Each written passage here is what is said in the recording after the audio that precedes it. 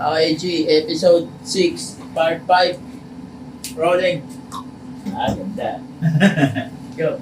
Ay, ako ba? Ayun. So, narinig niyo naman guys, episode 6, part 5 na tayo. At napakalupit ng ating pag-uusapan. It's all about Pacquiao! Di ba? Yan, ano pag-uusapan natin? It's all about when do you become a man. Ayan, so... Kaya anong masasabi na tunay kang lalaki? Bukod sa pagiging tuli. And kuya, kasi sa panahon ngayon, marami tayong maririnig na mga tao or mga lalaki na sinasabi nila dapat eto ka. Para maging tunay kang lalaki, eto ka dapat, ito dapat estado mo. Like, halimbawa, may mga tao nagsasabi, magiging isa kang tunay na lalaki kapag napasok ka sa kulungan. And then, paglabas mo yan, tunay ka ng lalaki. May mga ganon. Kapag tulik ka na. Kaya, May mga ganon. Pag nagaling ka sa kulungan. meron tunay din ka ng naman, lalaki. meron din naman nagsabi ko yan na magiging lalaki daw tayo kapag nagkaanak na tayo. Meron din. Ikaw kuya, may mga insights ka ba? Oo, mga ganon. No? Pero natawa ako dun sa nagsabi nun na magpapatunayan mong lalaki ka pag nakulong ka na. Di ba yung mga tatay ganyan? Nagnakaw ka muna, no? Nagnakaw ka muna, pasok ko kulungan. Tapos mag-ano ka, tawag doon? Magbayad ka, magpiyansa ka, maglabas mo, lalaki na ako.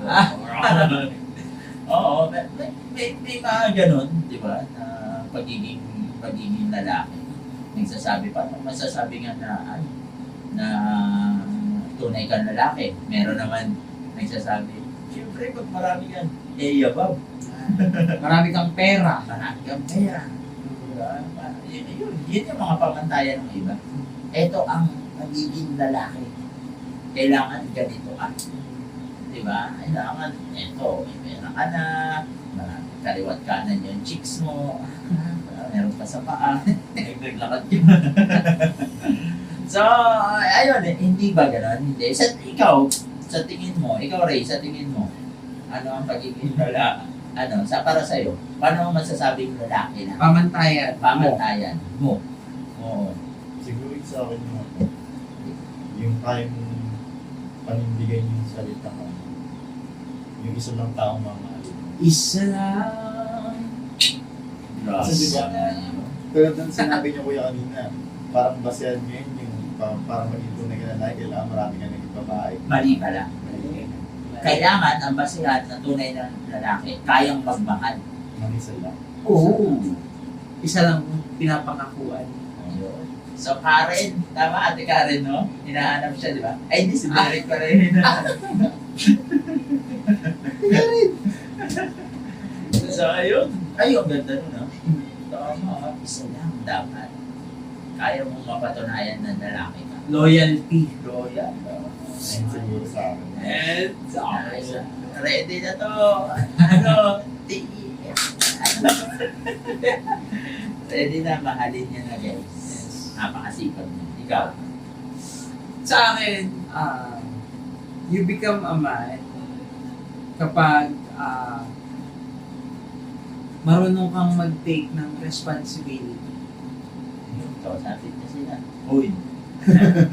Kapag may nagawa tayong isang bagay na mali or hindi natin inaasahan yung naging outcome, kaya natin i-take yung full responsibility sa bagay niya, yung accountability sa bagay niya. And applicable din siya for me sa family.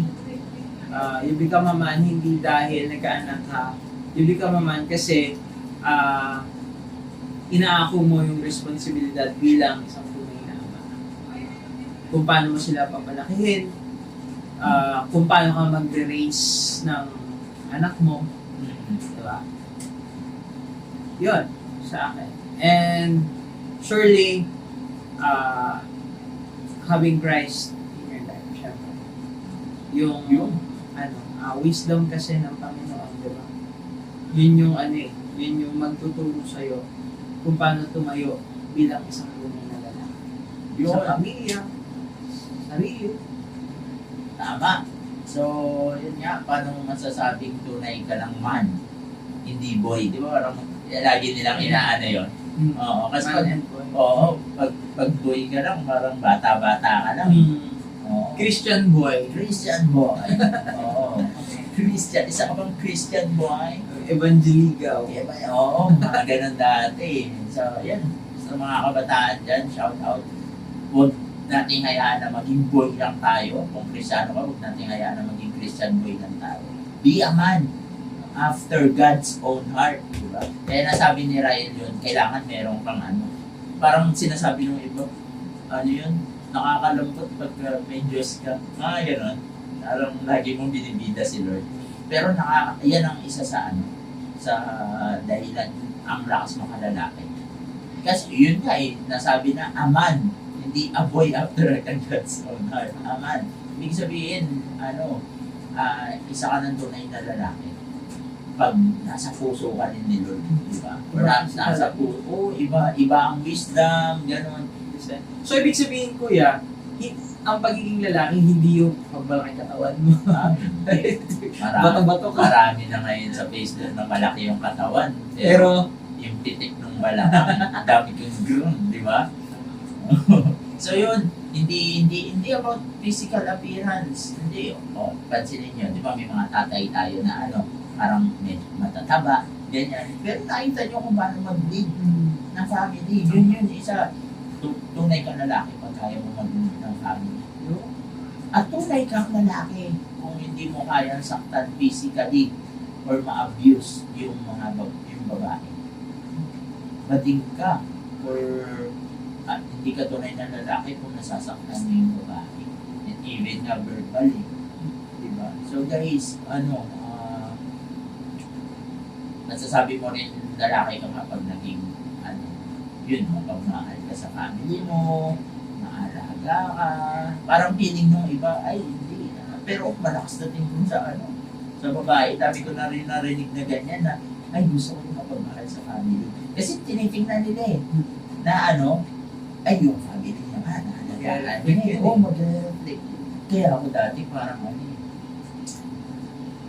di ba bagong Christian pa lang ako, pangit testimony ko. So, dahil overwhelmed ako, lahat ng mga taga-church, dinatala ko dito. Kaso, pangit yung testimony ko noon.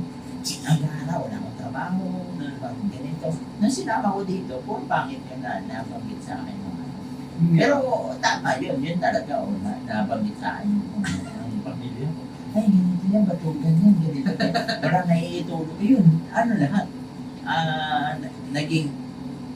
Naging negative sa akin, yun yung naging first impression sa akin. So, in-workout ko siya.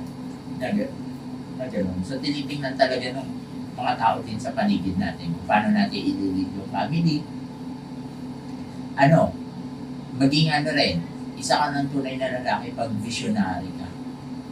Yung ang dami mong plano. And, bukod sa plano na yun, kailangan mo panindigan. Hindi lang madami kang sinasabi.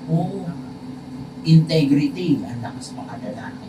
Pag sinabi mo, ganito. Kaya nga kung ako, mas gusto kong leader, lalaki. Kung sa akin lang, kahit saan siguro, mas gusto kong leader, lalaki. Kasi tayo naka-form or dinesign tayo na mag-lead, hindi tayo yung i-lead. Kaya nga sa mga lalaki, talaga, improve natin yung sarili natin na kaya na natin mag-lead. Hindi tayo yung i-lead. Pansinin nyo, mas marami kasi tayong kayang gawin.